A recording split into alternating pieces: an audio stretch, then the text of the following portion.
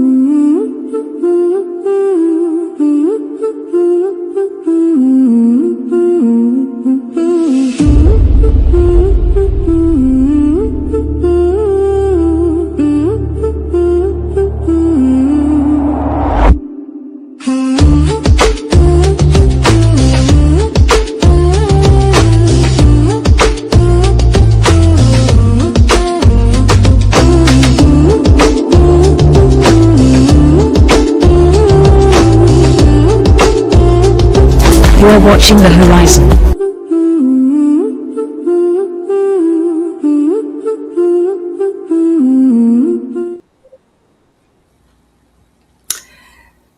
Good morning, good afternoon, good evening.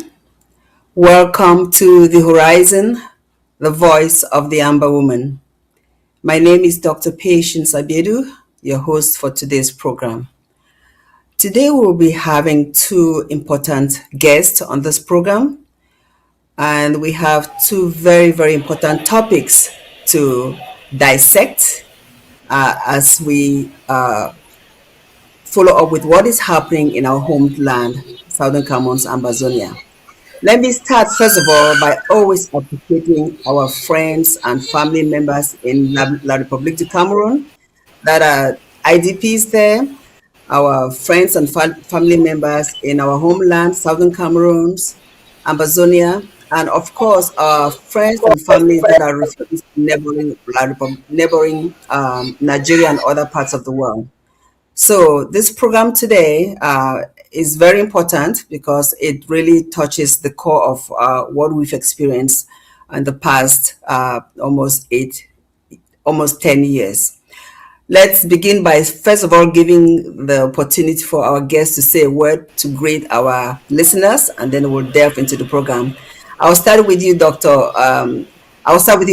Tim, because it's been a while since I've seen you on the program. Welcome to the Horizon, Barrister. Well, thank you for having me, and particularly thank you for having along with me, Dr. Lobati. We hope and pray that everybody will learn something from our contribution. And so, thank you for having us. The ES committee are open. We're prepared to give our input. Over to you. Great. Welcome, Dr. Lobati. Welcome to the Horizon. Just a word to greet our listeners. Yeah, I'm very happy that we are together again, Mape, as well as the honored and respectable barrister.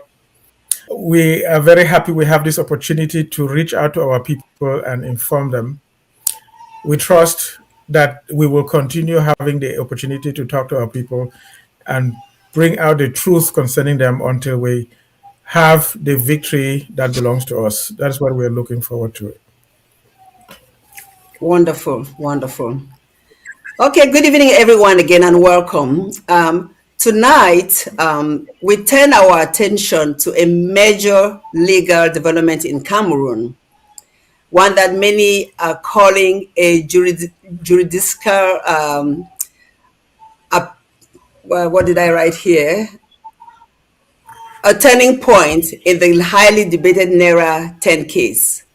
So yesterday, the 19th of March, the Supreme Court overturned a previous Court of Appeal judgment and ordered a rehearing, raising important questions about justice, due process, and what comes next. So to help us unpack this, we are joined by our legal mind, Dr. Tim Mbeseha, and we're also joined by one of our historians, Dr. Lobati. So let's just begin at the very core of this decision? And I will pose this question first to our legal mind, Dr. Tim, and then Dr. Lobati can add a word or two. So, counsel, for our listeners and viewers who may not be familiar with the legal intricacies, what exactly did the Supreme Court decide in this case yesterday, and why is it being described by some as such a significant turning point? Well, thank you for having me once more. I'll answer your question. But before I answer that question, if you permit me, let me address something that has come up which is urgent. You see, the Nara 10 issue did not start today. It started in 2018. And we went through the trials. And we've had different narratives outside there concerning the Nara 10 trial, which is still going on now. And let me say this statement I want to make. I'm making it not because I want to. I'm not as hearsay. I'm telling the story as the participant, not just an ordinary participant. From the time that the Nara 10 were adopted, we were looking for them. I was in charge of that program. We looked for them. We hired lawyers. I was in charge of hiring the lawyers.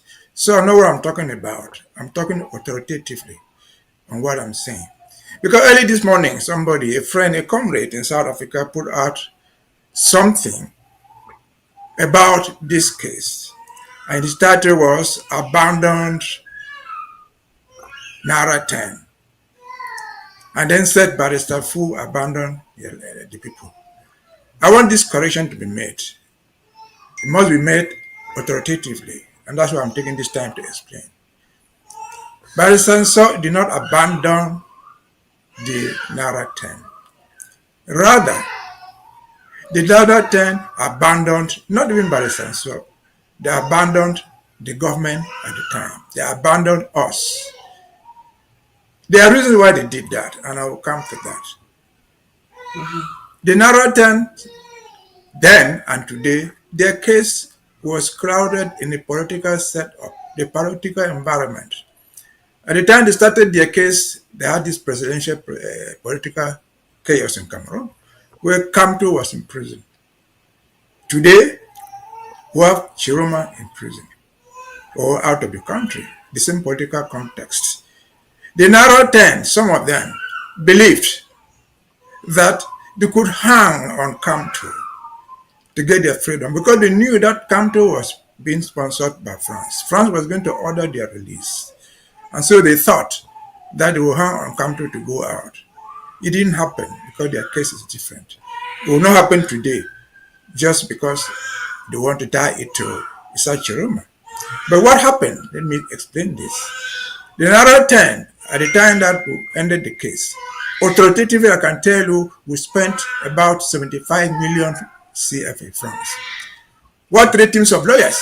1 lawyer in Nigeria, 1 lawyer in Cameroon, from the Northwest, Southwest, and Douala. I authorized the hiring. What a team in the United States, let me say in diaspora, a legal team that was doing the strategy, thinking, writing papers, giving what to do. I was the leader. People like Professor Nyangwe were with me, were in that team. Atemken, who all of us know, Dennis, was with us. And so we did this work together. I'm not inventing it. Right. We created a strategic approach to the program, to what would do happen. We wrote strategic papers, which were secret. Even till today, they are still secret. And sent them to the Nara 10 in Yaoundé. And asked them, this is the strategy we want you to use. The strategy we wrote, I say because Professor Nyangwe was me, you can dispute that or not. Atemka and others, they were with us. When the thing got to Yaoundé, they refused to use the strategy. Some of them refused to use the strategy. At the end of the day, I even called Ngaramfo and asked him if he had this document. They didn't even show it to them, talk less of showing it to Tassang and the rest. They kept it. So, but anyway, fast forward, these 3 teams of lawyers were hired with my authority right there. So the idea that they were abandoned, no, they were never abandoned. Rather, it is they who abandoned because they are the one who fired, who claimed to have fired Barasanso. But Barasanso was not alone. He was just the lead counsel. And so they didn't want him. Other people could step in. But their misconception, they believed, some of them believed, that the IG didn't have good relationship with us. They didn't believe in the IG of President Sako. And so they thought they could do things for themselves. They didn't work that way. And so they thought again, I've said, that Kamto would fly with them out of the prison. That's the reason for all these private contacts. They prefer Kamto's lawyers. They wrote these letters trying to disown Tasang for not accompanying them to praise Kamto. They forgot, and they still forget. Some of them still forget today, that Kamto was being surveyed there. Kamto was doing politics. That's why Kamto sent his own people to them. Promise me, I become the president tomorrow, we'll solve this problem. And they bought it. They should not have bought it. I didn't want to revisit this thing. This nonsense I call it nonsense from South Africa. If Mr. Ambe had known, he would not have written, no, not Ambe, whoever, he would not have written that thing put out there. They didn't ask Dr. Ambe, the assistant Dr. Ambe in South Africa, who was the lead. I talked to him, I called him. When I saw what they were doing, they were trying to infiltrate and take leadership. But this is supposed to be behind us. That chapter is closed. The only thing we have to learn that is this, that the Nera 10 Supreme Court ruling is not going to be treated along with the file of Chiroma as a Cameroon case. It might never, because theirs was not treated along with Kamto in the same context.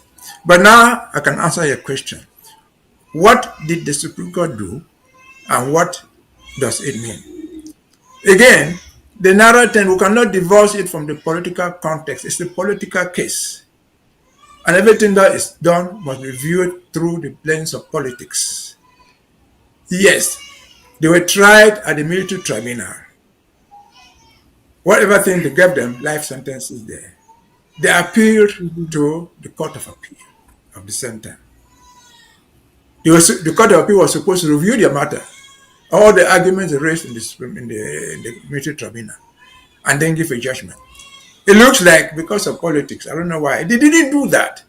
They simply confirmed the judgment. And they were not satisfied. The Nera 10, like all person knows, they were not satisfied. They appealed to the Supreme Court. The Supreme Court now has looked at the file. Because again, the Court of Appeal and the Supreme Court, they are courts of records. They deal with the records of the case from below. The Supreme Court is a court of law. They try only the law. They are not dealing with evidence. And so, summarily put, I saw the argument. In fact, back again, even though we're not in that case, I followed most of the lawyers of the Nera 10, even though the IG was not there and the government of President Sako was not officially there. The man who argued that case before the Supreme Court, Barrister Tim Mbeseha, is my personal friend. We were in chambers together in 1982, 83. He said in the United States, I've talked to him. And so what happened, the Supreme Court did was, they realized from perusing the file, they realized that the Court of Appeal did not have some legal issues that were raised by the defendants, now the appellants, in the court below. They should have addressed them. They did not address them. They simply, for political reasons, whatever reasons, ignored them and went on. And the Supreme Court said, now, we are a court of law, we judge law. You did not do your job. Go back and start there and look at the issues. I don't know the issues they raised. I don't know which one the Supreme Court wanted to look at. But we know what they said. They said, for example, that refoulement was illegal. Cameroon signed up to those agreements protecting refugees.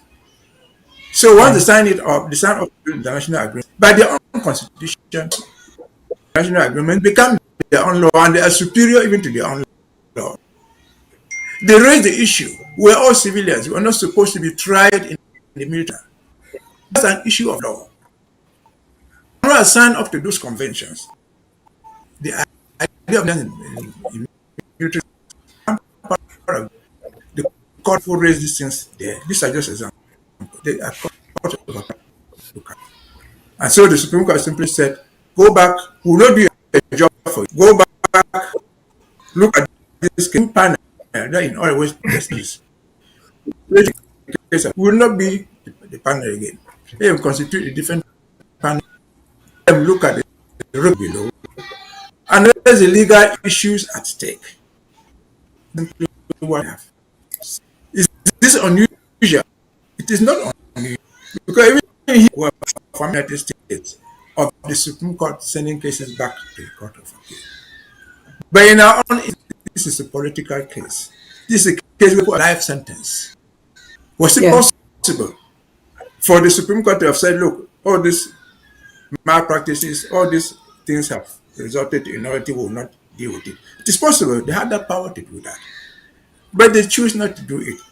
Why? I don't know. But again, it is a political environment. If you remember 1992, when the Supreme Court judge saw everything wrong, where he said, my hands are tied. Politically, his hands were tied. He could not do anything. And so, that is what he said. There's been so much out there. The court did not quash the conviction. The conviction of the military tribunal still stands until either the Court of Appeal, if you go back and listen to that case, they can quash that judgment of the Court of Appeal. They have not done it. So the judgment of the Court of Appeal, of the tribunal still stands, but must be reviewed under the directives of what the Supreme Court has said. That, in short, is what it is all about. Back to you.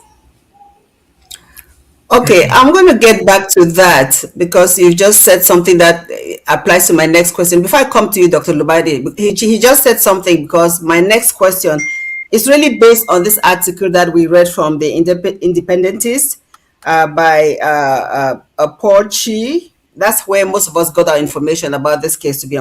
Well, that's why I got my information and a little bit some other sources. And he mentioned that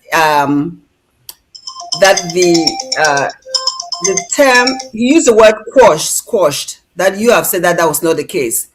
It says, now, one term that keeps coming up is that the court quashed the earlier judgment. Can you explain in practical terms what it means when a judgment is quashed? Does it essentially erase the previous ruling entirely? But you just somehow already mentioned that it was not the case. Could you explain that, Barrister? The Supreme Court quashed the judgment of the Court of Appeal. Okay. In other words, the judgment of the Court of Appeal confirming the judgment of the military tribunal doesn't stand. Okay. Because they didn't address the main issues. But the Supreme Court did not quash the judgment of the military tribunal. That's why the case is still going back for review. So the judgment of the military tribunal is still standing right there. But whatever thing the Court of Appeal said has been Can you remind us what was that judgment? Just a moment. What was the judgment of the military tribunal again? Remind us. The military tribunal, after all the flaws, sentenced the appellants to life imprisonment. Okay. The appellants, that's another 10, appealed against that. And in order to appeal, can you give grounds why you are disagreeing with the judgment? They gave their legal grounds. And then the case went before the Court of Appeal. For them to address their legal grounds, their legal arguments for disagreeing with the military tribunal, the Court of Appeal, instead of addressing the legal issues they raised to disagree with the military tribunal, they simply confirmed the judgment of the military tribunal without addressing the legal issues or some of the legal issues that were raised as a reason for appealing. So the idea that the court quashed the decision of the Court of Appeal is true, but it did not annul the decision of the military tribunal, that the court of first instance, the first trial court. And that is the reason why they are going back for review. And if I may just end it here, is there an advantage to us? Of course, I think it is an advantage. Because we can say for sure, the Supreme Court has realized that there were legal flaws in the judgment of the Court of Trial, that is the military tribunal, which legal issues Okay. should have been addressed. We How may did they have to address come it? back to that Explain. later on. Let, Yeah, we let, may let me have just to come now. to the How will this? implications. How do they Yeah. address it? Let me just finish. Let me just end it. If, for example, they said you are not supposed to be tried in the military tribunal, and they say, yeah, we must try you, they must give a reason legally to say, in spite of all these texts, we have the power by this law to try you. They did not do that. They didn't do that. And so on and so forth. Over to you. Thank you. Dr. Lobati, I know Dr. Barrister Tim is a barrister. He has a legal knowledge on all of this, but I'm sure you as a historian and you follow a lot of what is happening in both La Republic of Cameroon and Ambazonia, you may have a word or two to add up to this. The floor is yours. Well, if I want to really analyze everything as a non-lawyer, I have a lot that I can say. Basically, if you look at this case carefully, it exemplifies the fact that La République du Cameroon government, their hands are behind their backs and they are tied and led by the French. We have to remember it goes right far back. The French had never wanted to grant us independence.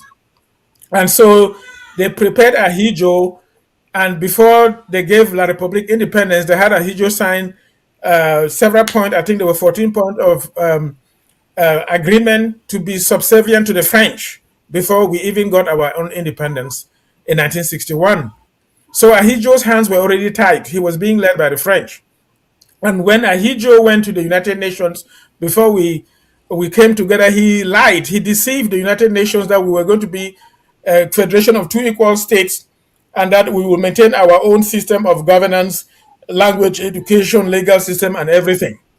But after we came together in good faith, believing that Ahidjo was speaking the truth, remember he was being led by the French, then the French used Ahidjo and people that they have co-opted and bribed to collaborate with them. You can go right far back to 1963, whether it's even Mona working with the Egbe and many others. They collaborated with the French to compromise our system of government until around 1970, when they discovered that there was so much oil in our region and they decided to deal away with the federation. And Ahidjo was called up to Élysée. They gave him instructions. He came back in 1972, and called Foncha and told him that I have decided to do away with the federation that was intended in the Constitution of Humban. And Foncha, I don't want to go deep, told him that you cannot do this unilaterally. He said, I don't care, get out of my office. And he went ahead and carried on his so-called constitutional reform with the referendum in collaboration with Muna, who had already been compromised, and to form the unitary state. The essence of all what has been happening to us is the resources and the wealth of the children of Ambazonia. And so the French have sworn that they will never want an English-speaking person to rule that country. They will not let us go because of our resources. And throughout time, they have subjugated us into suffering to the level where it came to a head, as you know, with this revolution. And our forefathers have been speaking and threatening that if our issues were not addressed, we will separate and form our own government. You can go back to 1990s and all what happened in the meetings of Boya and Bamenda. But anyway, they would never listen.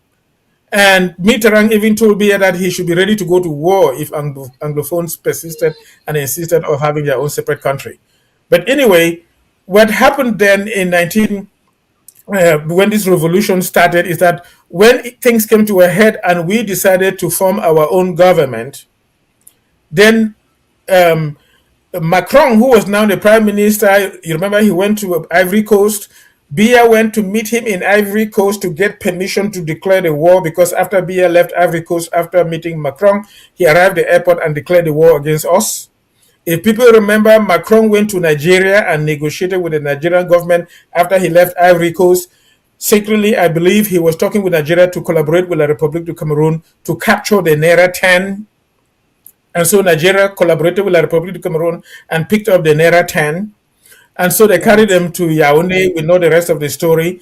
So basically, all that La République is doing is they are looking to the French what they would want them to do.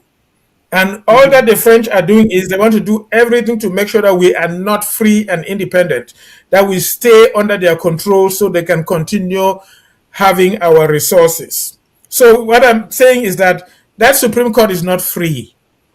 It's not more That's sovereign true. than all the so-called inferior courts, whether it's the appeals court or even the military court. In fact, I believe that the French committed genocide against the Bambi case from the 1950s right through to the 1970s when they killed this man in Bafoussam, and continued and kept the country under military occupation. That's why we have military courts. Can you imagine that civilians who commit simple crimes are taken back to a military court? They're trying to give us the impression that the first court to go to is a military court before you apply to a so-called appeals court, and then it goes further to the so-called Supreme Court. Now, but if you look carefully, military courts are supposed to judge military personnel who have committed crimes during times of war. So why would ordinary citizens be carried to a military court? Because La République has always been under a military occupation since the French instituted the genocide against the Bambi case and put in place the military courts to judge, and that has continued till this day. So La République is not a free country. But anyway, so our people were now taken and carried to the military court, and they fabricated crimes that they said they had committed. You need to go and read the crimes. They even accused them of possessing drugs. Can you imagine that our people had drugs? What were they doing with these drugs? Where did they get them Right. from? They fabricated all those things, then condemned them to life imprisonment, just instilling fear in them. When they take you to a military court, you're already afraid. That is what they want, and that's what they had always done, the French, with the genocide, which they have carried out in Ambazonia during this our war. So basically, if you remember, those of our people that were faithful have carried this case right through to the African court in the Gambia, and Diongote was representing La République du Cameroon, and they passed judgment and gave La République 180 days to address the grievances, to negotiate and talk with our people and address the grievances and solve this problem. La République made like they never heard anything. They never even listened. Then everybody who has listened to this case, even if it's the Commonwealth like Victoria, whatever her name was, that came from the Commonwealth and others, they always say, go back to the root cause of this problem. What is the root cause? The fact that Ahidjo lied that we're going to be a federation of two equal states, which was eroded under the guidance of the French, and all the different crimes that they have committed against us. They have never gone to address those things. And it's because Biya is not a free person. Ahidjo was not a free person. They're looking forward to what the French will want them to do. All the so-called ministers in Yaoundé, they're looking forward to what the French will want them to do. So basically, that is what has been going on. So even this Supreme Court, all what they are passing there is they have been given instructions to do that. And if you listen carefully, if you're a common sense person, from what I read, they gathered in court, and in 1 minute 30 seconds, the Supreme Court uttered that statement, and that was all about the case. Why did they not give their defense to speak and present their own case? These are cases that you need to bring out everything in your mind, and they judge your thoughts, and they look into the law before they talk about so-called technical errors. How can you, in 1 minute 30 seconds, just say there were technical errors? We send them back to the lower courts. And so some people are questioning, if that is the Supreme Court, you are the last instance. Why don't you just finish it over there? Why send it back to the lower court? From what I Yeah, remember hearing, they said that the lower courts, the military court, one of the judges there was one of the same judges in the court of appeal. So how can the same person who listened to your case in the military court listen to your case in the Supreme Court, in the court of appeal? So that was one of the technicalities. But you see all the different fraudulent things that they do, just the fact that they don't give you an opportunity to speak and listen to you, you know that they are doing something wrong. It's because our republic is not an independent and free country. Their hands are tied to their back. That Supreme Court is just saying what they were told to do. Anyway, I'm sorry for taking too their much time, hands, but I can that's say. fine. Thank you, Doctor. Their hands are tied in the back. I just want to follow up with what you said. I asked direct this question to Barrister Tim. Um, in fact, you said something, Dr. Lobadi, and it was just going to be my next question, addressing public expectations, because the public is expecting something and something else is happening. So many observers expected that such a decision might lead directly to the release of the detainees, right? You hear the Supreme Court is meeting. Instead, the court ordered a rehearing. So from a legal standpoint, Barrister, uh, why would the Supreme Court choose that route rather than bring the matter to a final conclusion? I know Dr. Lobadi has said that their hands are tied behind, but maybe you have something else to say. No, no, I think there are a few misconceptions that we must clarify right here. Before I go there, I made a mistake when I made my original presentation. The person who wrote this article that I tried to analyze is a certain Mr. Mba. The man I contacted in South Africa is Dr. Ambe. And so that should go there. But we should understand the process. The problem from the reporting, because there's terminology, legal terminology for reporting cases. In the real sense of it, the way they use quash is so wrong. The right terminology would have been set aside.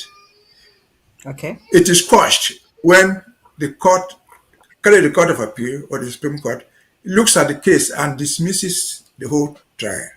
But what the court did was simply to set the judgment of the Court of Appeal aside and then order what it did. And then again, we must know what context we're dealing with. We are dealing with a Francophone Supreme Court. And so what the issue is, the issue arrêtés, view, deceit.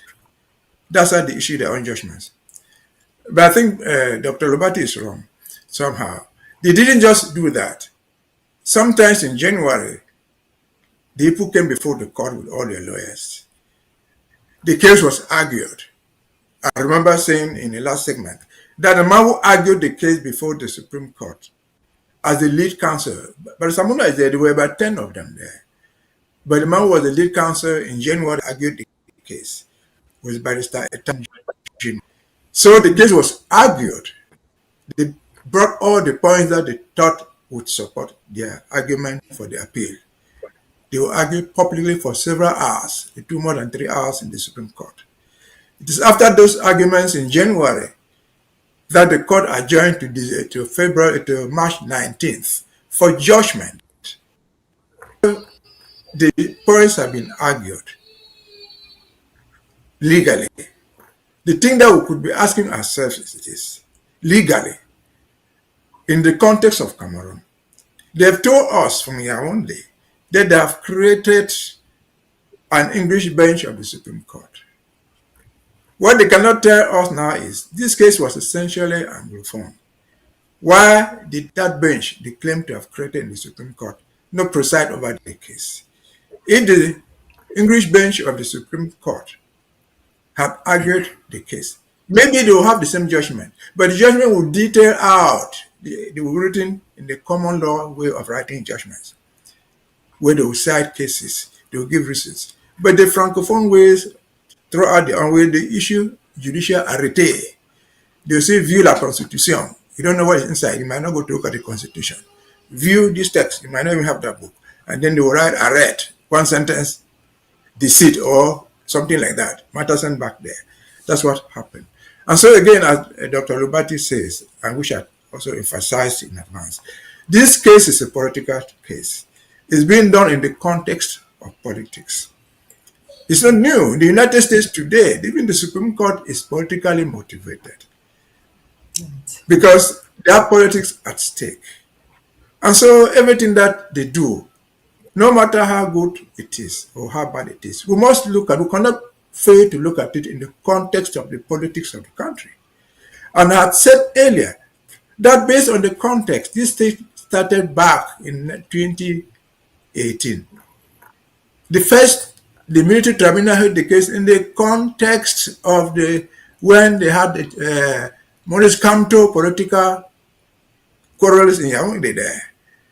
Politics, our brothers in Yaoundé believed that in the political context of Cameroon, When they are freeing Kamto, they will free them as well. It didn't happen. It has come today, 2026. We're hearing this case in the context of a political revolt in Yaoundé. And so the judges there, nobody can ever deny that they are influenced by the politics of the environment. Might be they are right legally to do what they do, but they know that the process to go back to the Court of Appeal, hear that case, and the rule is this: if you go there and hear that case and confirm the judgment of the military tribunal, our narrative will still have right to appeal to the Supreme Court. If they set them free in the Court of Appeal, the prosecution still has the power to appeal to the Supreme Court. And the Supreme Court will receive that case for a second time. But this phase started in 2020, they finished the case in 2020. To the Supreme Court, it is 6 years.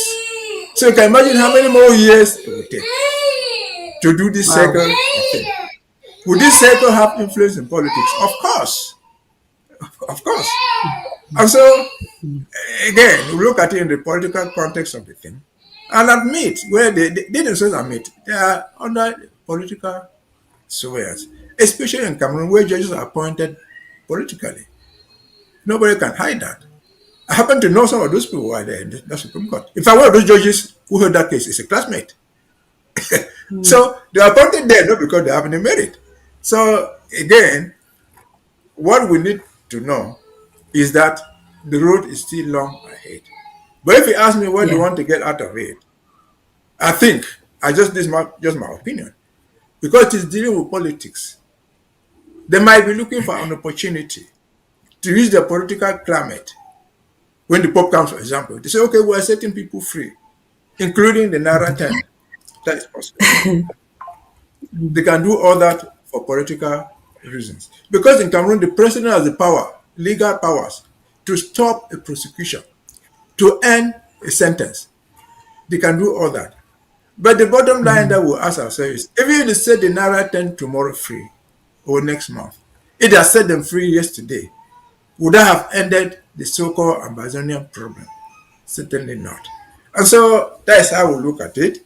The case might go back to the Supreme Court once more to answer if the thing goes back to the Supreme Court, just by speculation.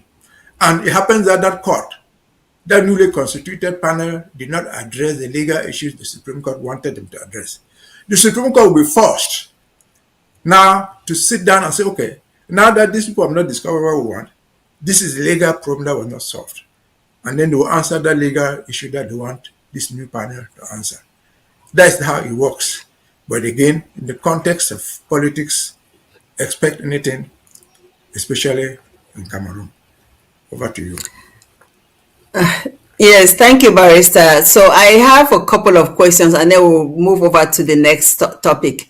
And one of the questions, you already just answered it before I even asked the question, but I'll still ask it. So looking ahead and, finally looking forward, what should the public expect next? What does a rehearing involve? And what possible outcomes could emerge from this process when you put all the political ramifications together? And then I will have you answer that question, and Dr. Lobati also should say a word or two on that. And then Dr. Lobati, this question, he mentioned that the timing could really have something to do with the fact that the Pope is coming next month. What would be your thoughts to that also? But Barrister, go first, and then Doctor. Now, this is what we should know, not expect. This is what we should know. The military tribunal is supposed to be one judge with assessors that sentence these people. The Court of Appeal is a panel. It's a panel of 3 judges. And so these 3 different judges would hear the matter. Exceptionally, the Supreme Court had the power to say, okay, you people didn't get it right. Let the judges of the Court of Appeal of Bamenda or of the Court of Appeal of Karawa, because there are 10 courts of appeal, address this issue that we want it to be addressed. Because they will have the same records. I said it's a court of records. But the judge did not do that. The court did not do that. They said the same Court of Appeal should hear the matter, but a new panel of judges. That's important. A new panel of judges. People, in principle, are not yet tainted with the illegalities, who, in principle, will have different legal eyes to address the issue. That is what it should. That's what it means. But what do we expect out of it? I've already explained. We expect either a favorable judgment that would say horror, but that favorable judgment will be subject to Yaoundé, that is the prosecution accepting it. Or they will say we are appealing to the Supreme Court because we don't like the judgment of this new panel. That is possible. But again, over the context of politics, as I've just said, Cameroon has a very special way of doing things. Judicially, the president is the supreme. He appoints the judges, not just appointing judges, and so on and so forth. He has the power to end criminal prosecutions anywhere, at any time he wants to do it. And so that is what people are expecting.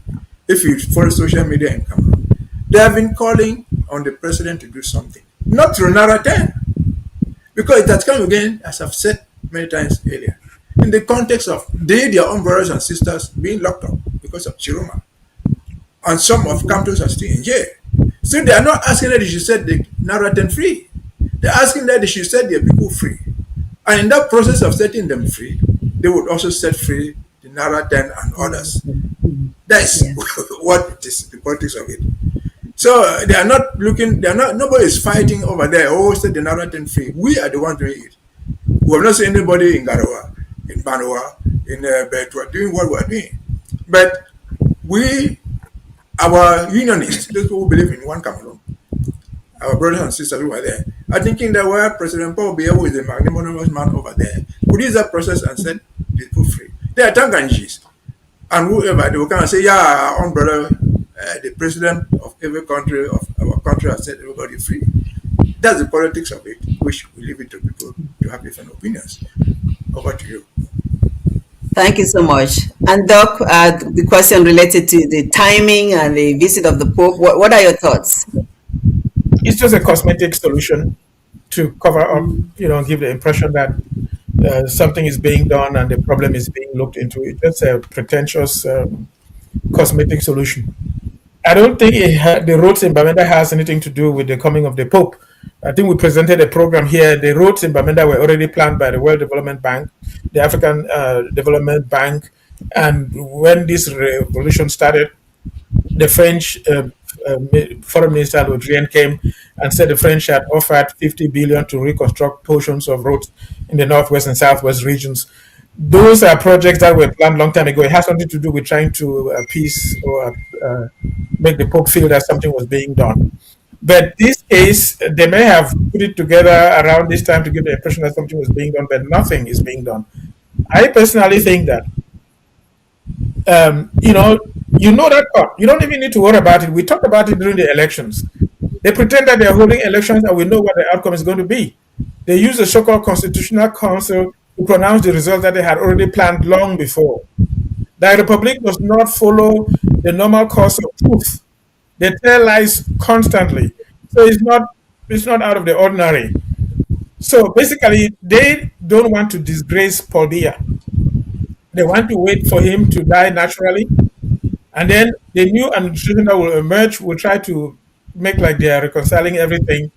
And at that point, that's when they will release all these people. That's my personal opinion about it.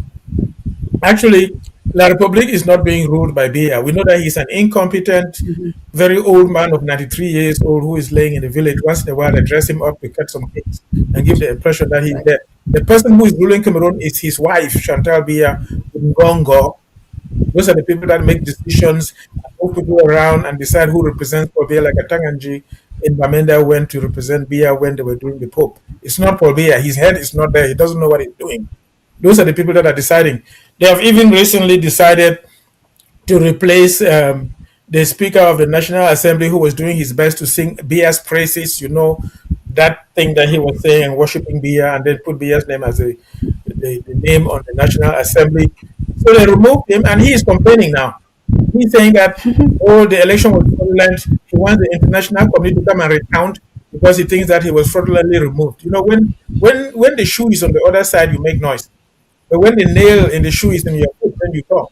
So now he's making noise. When he was eating with beer, he was making noise and praising beer. Now that they've removed him, he's complaining, and these people are also complaining. They say there should be an uprising. Basically, both Paul Biya's wife Ngongo are strategizing to put Biya's family back in power. In this case, from what I learned, Chantal Biya's son, not even Frank. The Frank hurts. So they basically replaced the Speaker of the National Assembly with the man from Bantu in the Western region that was groomed under Chantal Biya's mother and then sent to the National Assembly, so that he now takes the position of the Speaker of the National Assembly, subservient to them. Then they replaced him with that man from Garua who has his own private prisons where he was killing and torturing people, who will be subservient to them, replacing the President of the Supreme Court, who is from the Western region, so that it looks like something went to the North. And they are hoping that now the next person to be replaced is Biya when either he dies naturally or whatever happens. And they are hoping to put Chantal Biya's son. Then basically Chantal Biya continues to rule with Ngongo through those people. That's what they're planning. But I don't see them really staying there long, because Mugabe did all that thing in Zimbabwe. Mugabe's wife was the one deciding who becomes minister and who occupies what position. They gave her doctorates and all kinds of titles. And when the time came, Mugabe was arrested at the airport, and do you hear about his wife anymore? So don't worry about those things that they're doing. All they're trying to do is protect this old man and think that he's an old guy, that he must be respected according to African tradition. And when he is out, the revolutionary change will come in Cameroon, and all those people will be liberated. Our Nera 10 are innocent. They have not committed any crime, and they will all come out free, unscathed. That's what I personally believe. Thank you so much. So, Council Barrister, thank you for helping us break this down, for shedding light on such an important issue. This is clearly a developing story, and one that will continue to shape conversations around justice and the rule of law in La République du Cameroon. We're going to change gear now to another very important topic, the upcoming visit of the Pope, which is scheduled for sometime in the middle of April. So let's talk about that. I know it's been a topic that has come on our platform, ABC platform, several times. I've heard the Barrister on this topic and Barrister So. You guys have dissected it several times. So let's go ahead and talk about it again as the days are coming closer and closer. So let me just read this briefly, and then I'll ask my questions. So tonight we will focus on a historic and closely watched development, the upcoming visit of Pope Leo XIV to Cameroon as part of his first major African tour. While the visit is pastoral in nature, it carries deep diplomatic, political, and humanitarian significance, especially given his planned stop in Bamenda, a region deeply affected by an ongoing conflict or war. To help us understand what this visit means for Cameroon and for Ambazonia, we are joined again today with Barrister Tim Mbeseha and also by Dr. Fred Lobati to help us. So again, thank you all. If you're joining the program now, this is the second segment of it. And so the title says Papal Visit, Ramifications, the good, the bad, and the evil. So somebody may read that and wonder what could be bad and what could be evil. But we'll take a look and see if there's anything to that light. So let's go ahead and start. I'll just start my first question to start with Dr. Lobati. So this is the Pope's first major African tour, covering several countries. From your perspective, what is the broader significance of this visit? And why is Cameroon such an important stop in this journey? Dr. Well, you Lobati? mean yeah, you mean this Pope? Remember, many popes have visited Cameroon. Yes, Go back to John Paul II. this Pope. Yeah, So this John Pope. Paul II had been to Cameroon, and most of the time, each time the popes come to Cameroon, they go to Bamenda. Besides going to Yaoundé, I think the only one that I did not see go to Bamenda was Benedict. When he came, he stayed in Yaoundé and blessed Bia and his family, and then left. I don't think he went to Bamenda, but John Paul II went to Bamenda, and this other pope is as well going to Bamenda. I think that the activities and actions of the pope remain constant. What I'm saying is that the Pope is a very, very important personality in human history and human governance. If you watch carefully, all the major political leaders, presidents, they all go to Rome at some point of their administrative life and kiss the ring of the Pope. So the Pope has a very big voice to say. Plus, they reach out right deep into the interior and know exactly what's going on in rural areas. So the Vatican knows in detail all what is truly happening in Cameroon and the issues concerning La République du Cameroon and the children of the former British Southern Cameroon. If you remember when our revolution started, the bishops of Bamenda, who were not under care, wrote a true report that was hailed by all of us and examining our situation and expressing the grievances and their opinion on this. That too was sent to the Vatican. So the Vatican knows about it. Nkea is just an aberration who is serving beer and all that kind of thing. So the Pope knows.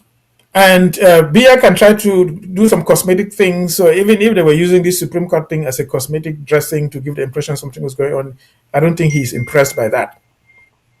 I think the fact that each time the Pope goes to Cameroon, he aside from Benedict, he visits Bamenda is because Bamenda and the English speaking are a very important, significant region in Cameroon. They go to the capital, they go to Douala as well, but they go to Bamenda. They didn't go to Betua, they didn't go to any other part, not to mention Bafoussam, because the English speaking region is strategic and is unique. And Bamenda is also a very important, not only the biggest town, but a strategic town in Bamenda. So it has a significance. And so I think that's why he's visiting. I noticed in the program that he has only about maybe 5-6 hours in Bamenda. He leaves Yaoundé around 10, arrives Bamenda around 10, 11:30, and then around shortly he goes to the bishop's house or in Big Mancon, and then spends like 3.5 hours holding a talk for peace. And then afterwards, he goes back to the airport and holds a mass there and leaves, I think, before 6 p.m. So he would be in Bamenda for just about 7 hours, and most time that he will be spending about 3.5 hours will be talking something about peace. And I don't know who the people will be that he will be talking with about peace. I suspect Nkea will select them. Nkea will be there, the so-called governor will be there, the government people will be there, Atanganji will bring his friends, and others, they will sit there and they will rehearse La République's opinion, like the so-called national dialogue that took place, like whatever they claim things have come to normalcy, even though they go around killing our people in the rural areas, and like they are killing people in Bui Division and Kumbu and all those places. But I think the Pope knows all of those things. He's going to say his opinion, and I hope that it brings some peace to our people. But what we want is that the truth about what has happened to us must be expressed. The truth of true justice, spiritually speaking, from the Bible, must be expressed, and what we desire, our true sovereignty, must be upheld. And if the Pope does not do that, it will be injustice to that which is true and spiritual. And with time, God, who created us in his image, would uphold our right. That is just my opinion about it. Thank you so much. Barrister, I'm going to ask you a different question.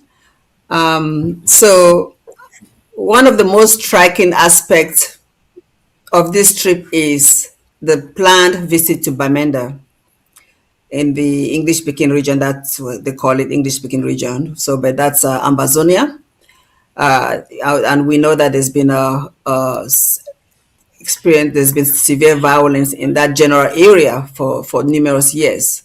So from a legal and humanitarian standpoint, how significant is it for a global religious leader to physically step into a conflict-affected zone like Bamenda? Barrister. Well, I think it has a big effect. One thing we should agree is that we don't know when the Pope decides to come to Africa. He chooses the countries to which he wants to go. He doesn't explain to us why he's coming to your country. But they in the Vatican choose the agenda. They choose the spot they want to visit. He's going to Algeria. I will visit 2 places there. He's coming to Cameroon. He will be in Douala, Yaoundé, and Bamenda. Of course, he will go to Angola, and about 2 cities are visited. Their choice is known to them. But the coming to Bamenda is not coincidental. I can tell you as a fact that it was never the wish of the government of Yaoundé to let the Pope go to Yaoundé, to Bamenda. They wanted the Pope. They didn't invite the Pope. The Pope simply told them, I'm coming there. This is my African trip. I will stop in Cameroon. And this is my program. You accept it, or you leave it. If they said, no, he will not come. Because it is the duty of the government in place, whether you like it or not, to provide security when he arrives. And so they did not want him to go to Bamenda. The Pope's going to Bamenda is not because he loves Bamenda so much. No.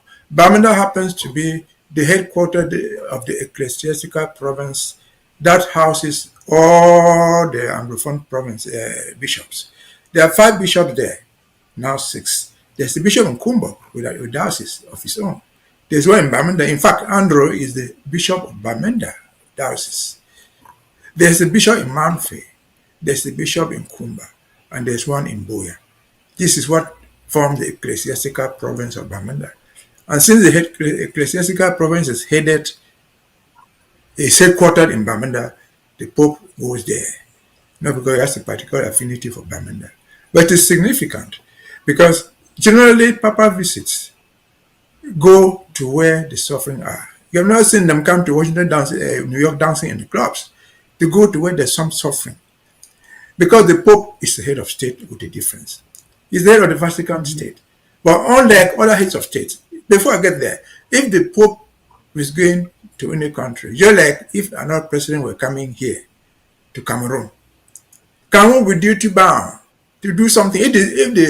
If President, what do you call him, Macron decides to come to Cameroon and go to Akwaya, for example, the government of Cameroon will go and dig a road there. They will put electricity in that place. And so that's what they are doing. The digging of roads in Bamenda, the building of so-called airports and renaming them international airports is not what is important. If they created the whole Bamenda and made it an international airport of the whole world and transferred Limbe to that place and made an ocean there, that would not have solved the Anglophone problem, they call it. So it has nothing to do with that. So, but the bishop is coming. The Pope is coming. The Pope is a person with a difference. Other heads of states come to visit Cameroon. Generally, go somewhere else. What is the purpose of their visit? In general, if the civilian head of state, they will come, they will sign agreements. They will sign many things to sell this, to exploit this. They will do this. The papacy does not sign those agreements. The papacy does not export anything to Cameroon. They don't import anything from Cameroon. The only thing they export and they want to import is the morale, is the morality of society. That's the only thing they have. And so they come there with this thing. And when they visit an area like Bamenda, which is the headquarters of where we have suffered most, where the bishop will put his feet, it has a lot of meaning. Will he learn something in Bamenda? Certainly, probably not, because the Vatican is more informed, as Dr. Lobati says. The Vatican has their priests in the villages. They have their bishops everywhere who are directly linked to the Vatican. They go there with the information. So the Vatican is so informed. But are they better informed than Yaoundé? No. Pope here knows the history of southern Cameroon and Amazonia million times more than the Vatican. 10 times more than you and me. So he knows these things. It's not because they don't know. They know those things. They know the crises are there. But again, back to the Vatican and the Pope coming there.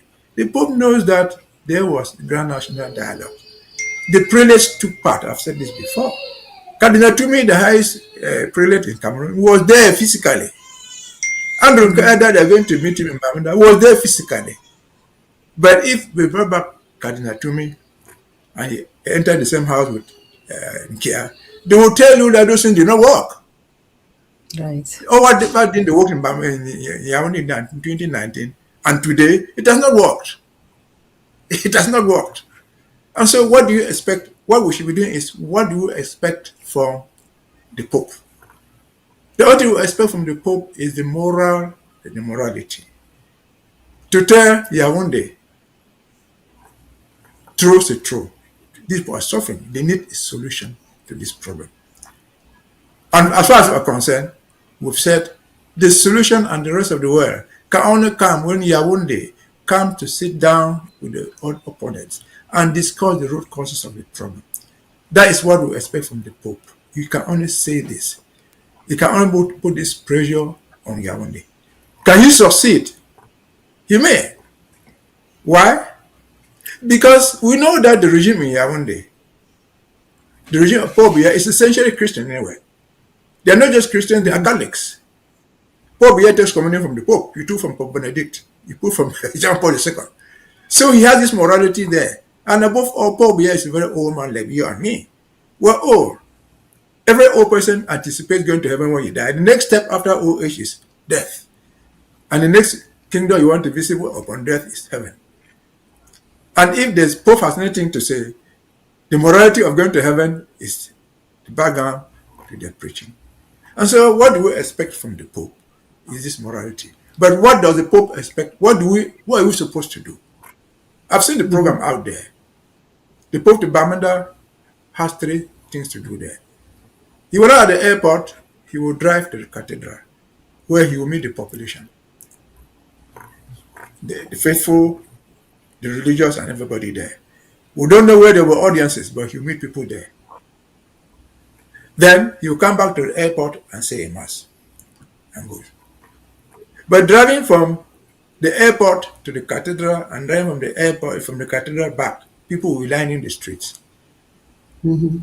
You cannot go into that cathedral unless you are vetted. It will not be open for anybody to walk in now. People have to be vetted. For security reasons and for other reasons, they have to be vetted. But nobody will vet who stands in the streets. To say, oh, welcome Pope, nobody will vet you. Anybody can stand there and do that. And so if there's something we can do at that level to say, Pope, this is our cry, carry out your placard or everything, you can do it there. Nobody will allow you to go into the mass at the airport where you say a mass and say, oh, hallelujah, Holy Maria, to be carry out your placard. It will not be done. And so that is what is expected from the population. What are we doing as members of this government? I can say authoritatively that we have done our part. If the Pope will receive anybody in Bamenda, I'm sure if they receive 2 people, even they could be all CPDM, one of that CPDM people will be our people. I can guarantee you that of taking those steps. If the Pope did not know anything about what we want, I can guarantee you we as a government here will make sure that information has got into the Vatican. Well in advance before he leaves the Vatican to come to Cameroon, to add to his file of knowledge. If there's something that we could miss, all the 6 bishops of the Archdiocese of Bamenda are aware. We have contacted them. And so that's how far we can go. Our president has told us publicly, and he has announced it publicly, we have given the Pope the open line. Let him come, we cannot prevent him from coming. And so we have done what we could. If somebody mistakenly threw his rubber gun or fires his spear, they should not lay it on the legs of our government. Let the Pope come and do his moral work. We will let for him to accept or not accept. But because we all want to go to heaven, we pray that he accepts the recommendations. They will be simply recommendations. And we can say, truth is true. Yaoundé must have realized that the 2 cubes of sugar will not burn, that the incarceration of Sisiku and many others will not end it. And so, as I said in the last segment, the Sisikus are lucky to still be alive. A good number of our people, mothers, fathers, and cousins are already being killed. They are not coming back to life. And so we shall fight this thing to the end. And with the blessing of Yeah. the Pope, who should think the Pope, the papacy, the Vatican, the Church, the religious all over the world stand for justice and peace. That is our humble prayer. That's what we hope to get from the Pope. Demonstrations, whatever, is not what we want. That will not take us nowhere. And so again, there are 54 countries in Africa. If the Pope chose Cameroon in the first trip, they didn't choose Right. Nigeria. The population of Catholics in Nigeria is 10 times, 50 times more than what we have in Cameroon. But they chose Cameroon. He didn't just choose Cameroon, he also chose Bamenda. In our own language, he chose Ambazonia. Not by mistake, it was by design. I will hope something will come out of it. Over to you. Yes, I'm going to ask a question that may be contrary to what you're just saying, Barrister, but I'm going to ask Dr. Lobati, and then you may chime in afterwards.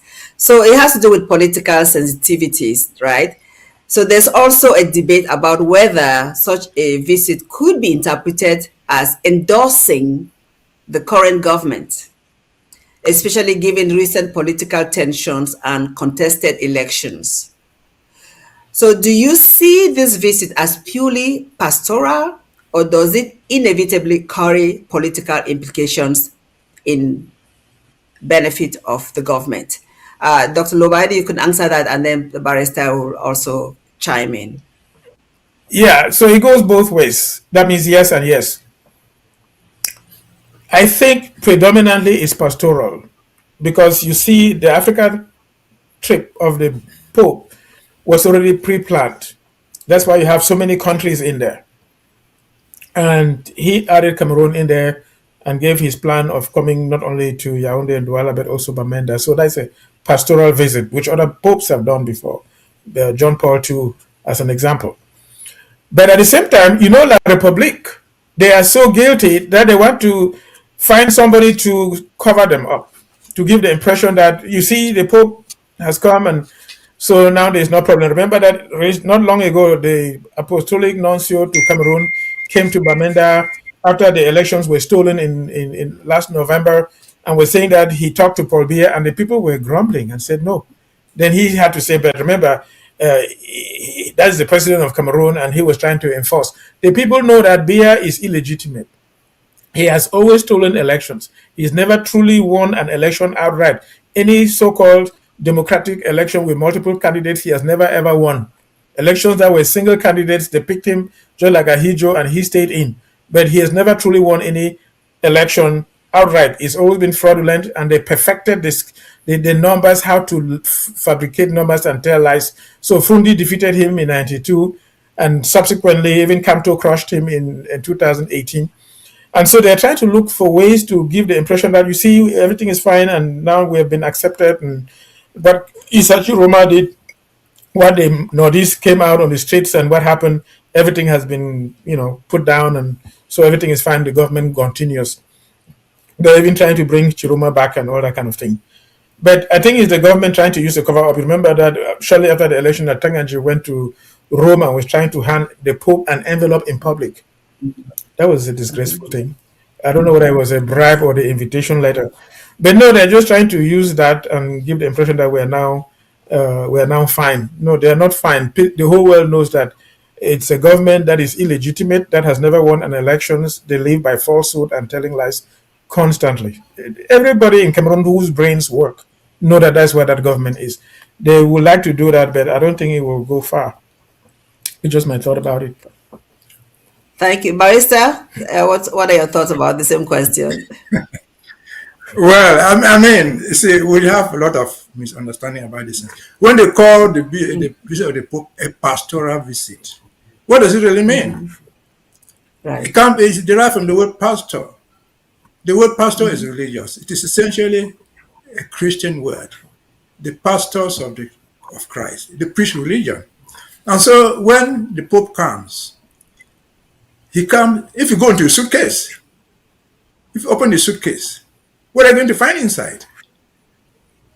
You're not going to find any agreement I've said earlier that is going to sign with Yaoundé to buy gold, to export cocoa or coffee. You are going to find a series of prayers that he would say there. And so that is what is called a pastoral visit. He comes in essentially on a religious background. Most of us who are Christians, if not all, always want to cite Christ. Christ was the most powerful pastor, religious figure that we have in Christianity. But Christ had nothing.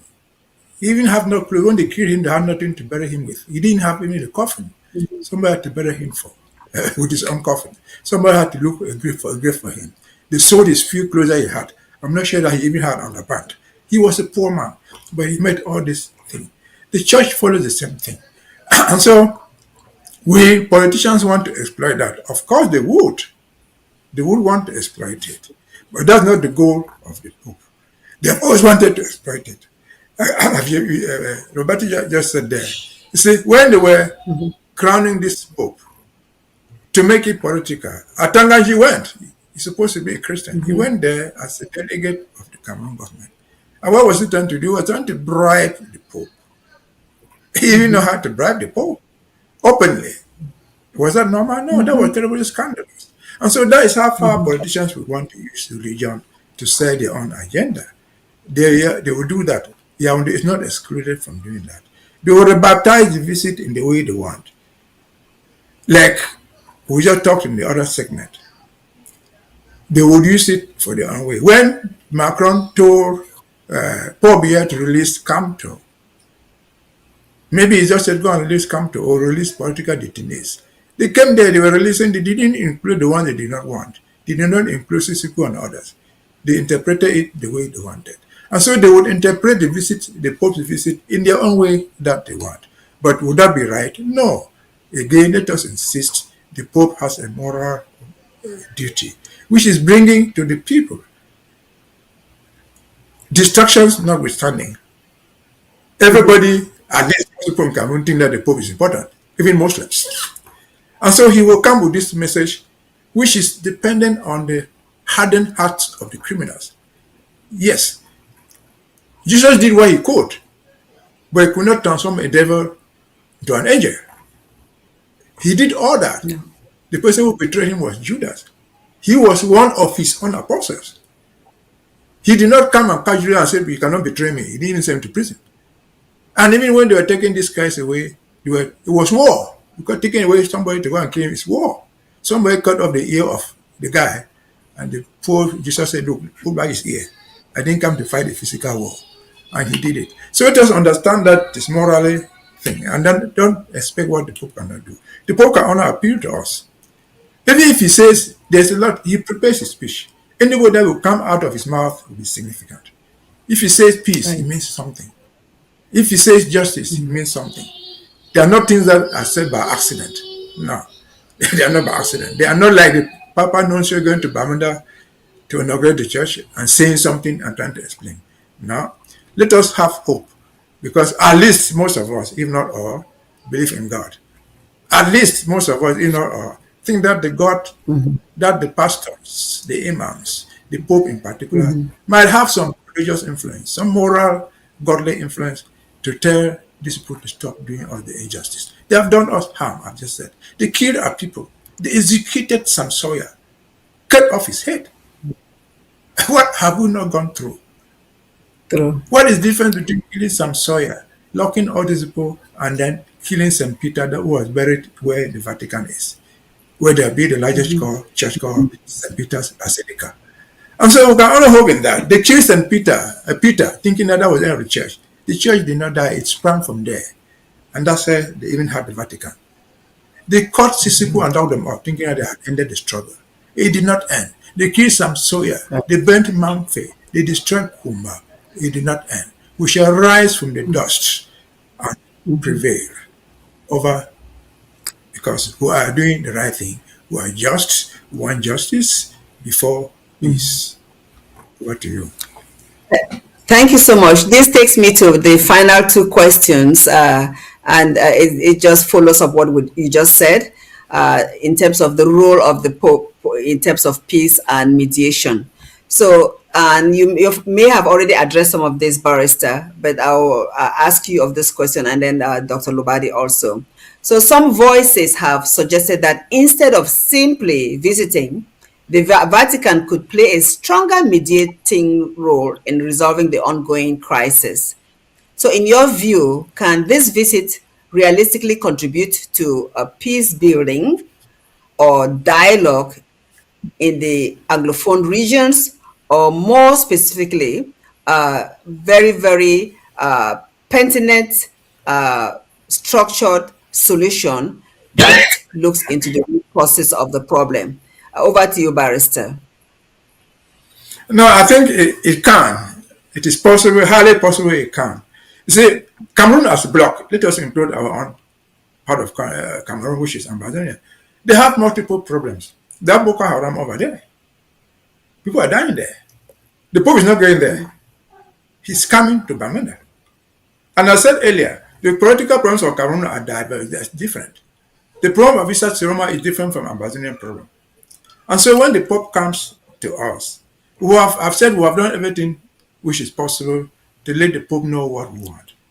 We have, for example, in our suggestion to him, and this is not new, that the Vatican could, with the acceptance of Yawande, serve as mediators for us to negotiate and end to this struggle.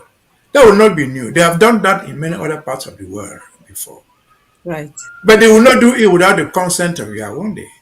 As for us Ambazonians, we are very willing to accept the role of the Vatican or the Catholic Church to step in and mediate and bring the people to a negotiation table.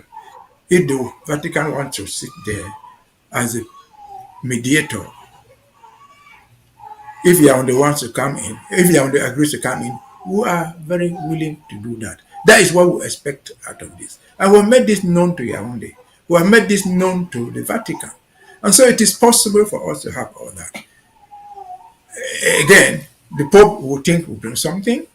We have told them what we want, what we think is doable. We hope that it succeeds. As I've said earlier, we have made these proposals right to the Vatican. It is in the Pope's suitcase.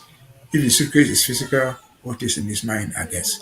So we can only appeal that the God that be, if there's still a Christian God, if there's a Christian God still rules over one day, and most particular Pope here, they will listen to the counsel of the Pope, who should not exclude coming to sit down and talk and agree on a solution to the problem. That's our wish, and over to you. Thank you so much. Dr. Lobati, any input to this question?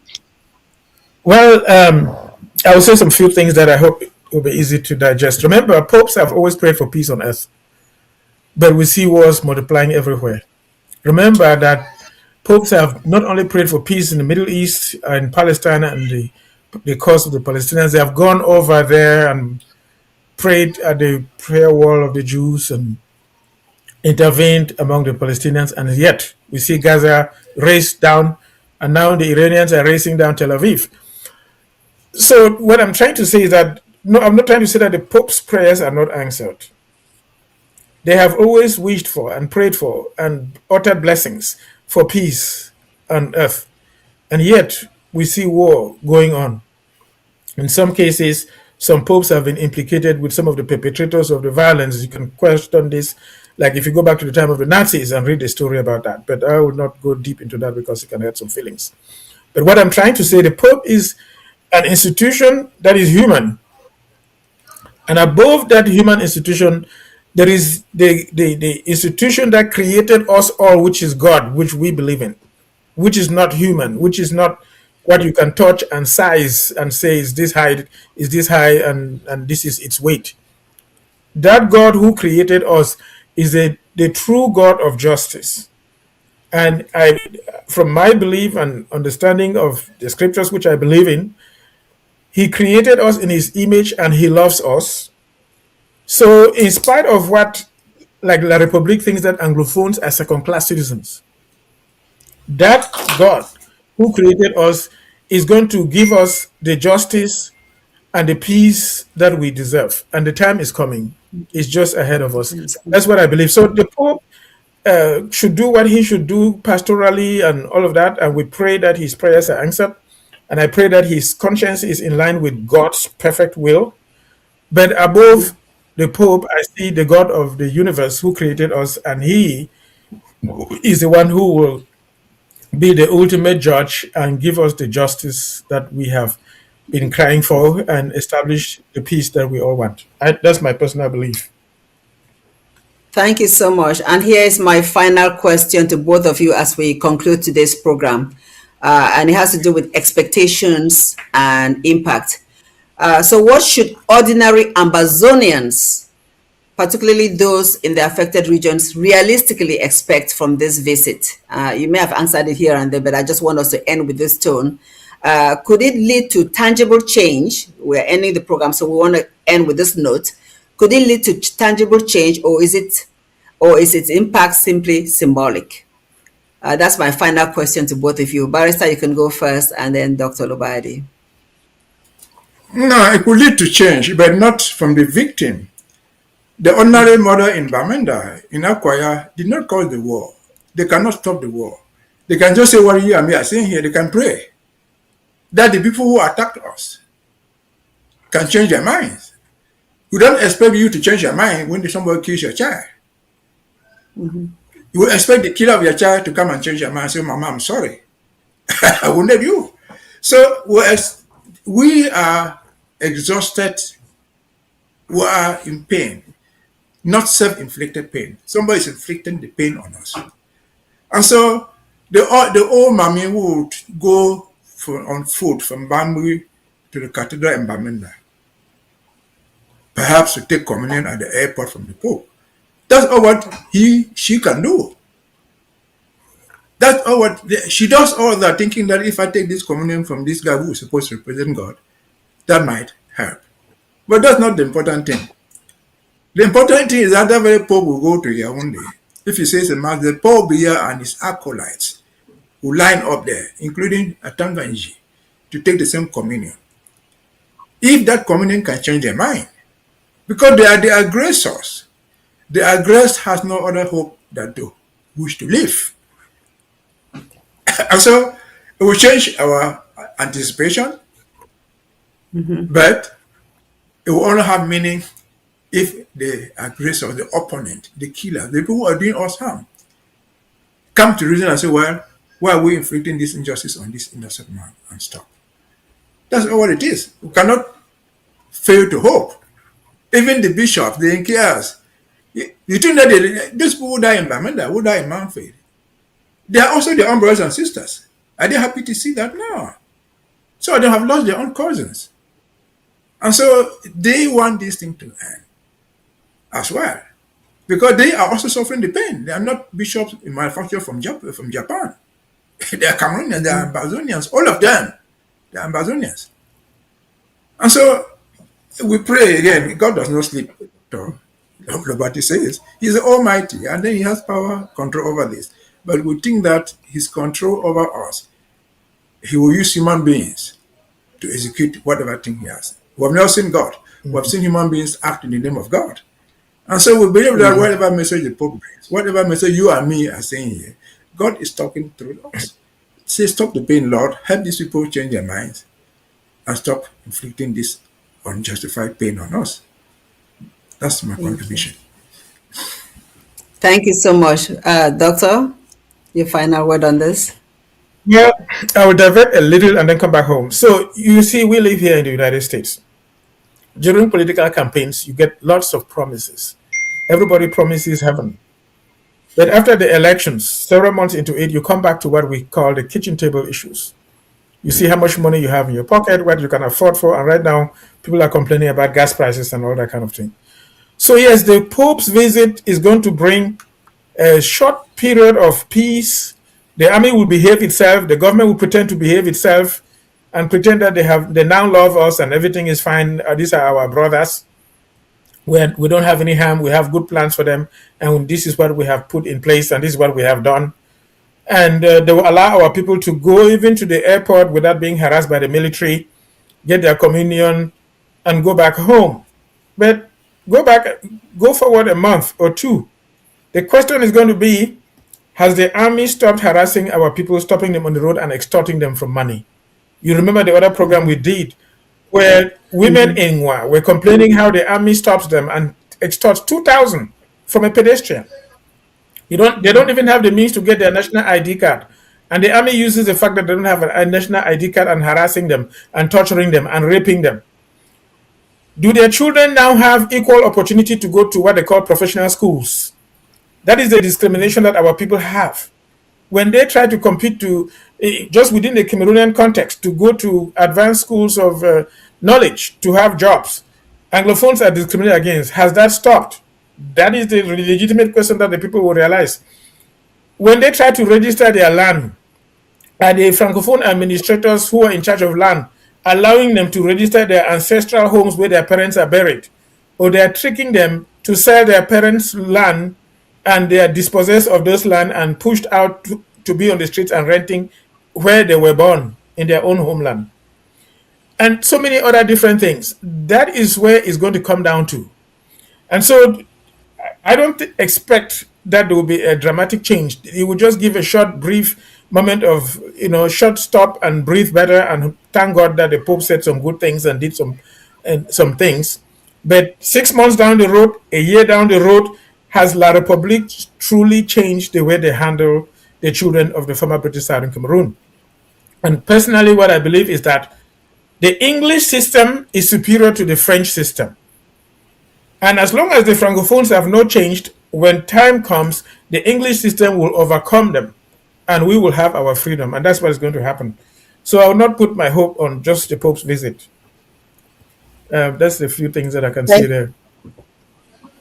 Thank you so much, gentlemen. I don't know if you want to take a sentence, both of you, to just give your closing remarks as we end the program. Just 1 second for both of you. Dr. Lobati, go first, and then Barrister. Yeah, I just want to thank you for the program and the opportunity to be here. I want to appeal to our people. If you enjoy this program, if you think that we are expressing your feelings and your thoughts and keeping the torch burning about our suffering, I appeal to everybody. I know that our hands, we only have, some people have a lot, some people have less. Please reach out to support this program. Send some money. If you know somebody that can send the money to reach the instances that keep this program functional, please do so. Even if you're in the homeland or you're abroad, please, let's keep this program functioning so that our voices will be heard. That is the main thing that I'm going to say here. And I wish us well. Our future is great. We're going to come out victorious. Don't worry what is happening in Yaoundé. Thank you so much. Barrister? Once more, thank you for having us today. We've discussed two very important current issues. The Nera 10, what it means, what it does not mean. We have discussed the coming of the Pope. These are the most current issues we have today. And as Dr. Lobati says, without this media, we will not be doing what we are doing. Yes, the revolution is the thing for the minority. Because all of us, the few of us who sacrifice their time and money, they also have a limit to which you can go. There's no excuse that they live in zero, we live back home. A 1,000, 2,000 has a lot of meaning. Do something to make us survive. A revolution is supported by human beings. It's supported by human endeavors. And until we do that endeavor, no matter how you enjoy these things cost money. Those of us who are here, they cost money. In addition to that, they cost time. Time is money.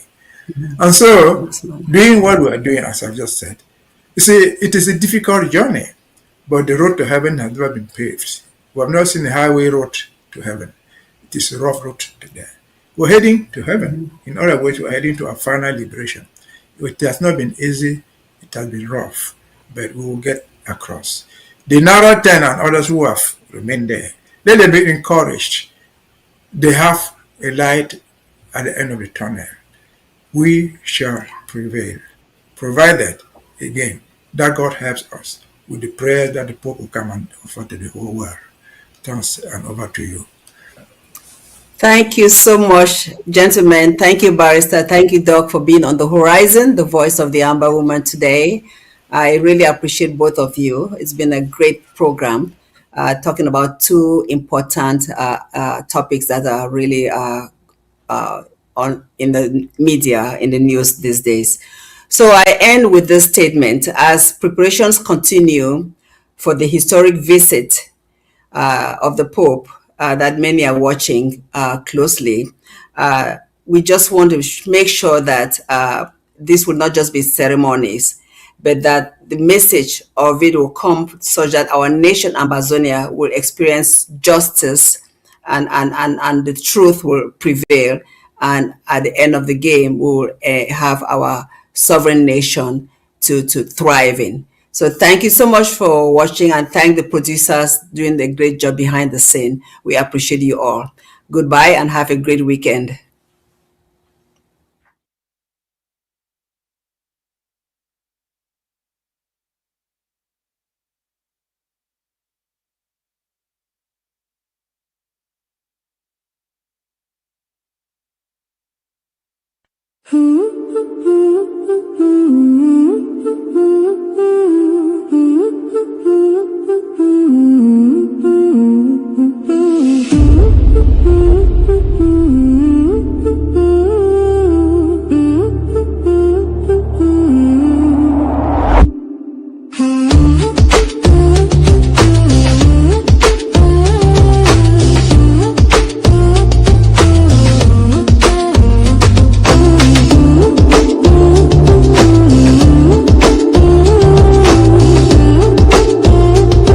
You are watching the horizon.